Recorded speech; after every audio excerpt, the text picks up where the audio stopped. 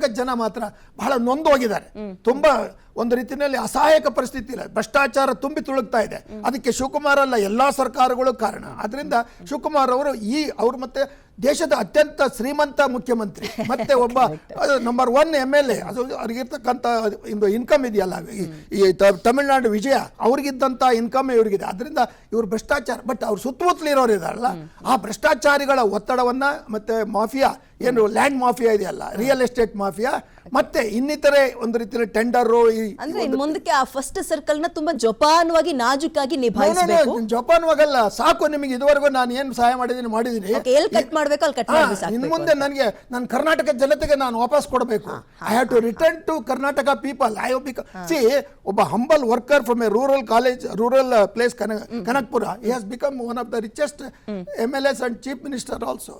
Number 2 chief minister, second Maharashtra ಬಿಟ್ಟರೆ. So ಈ ರೀತಿಯ ಒಂದು ಸನ್ನಿವೇಶದಲ್ಲಿ ಅವರು ಅದೃಷ್ಟವಂತರು.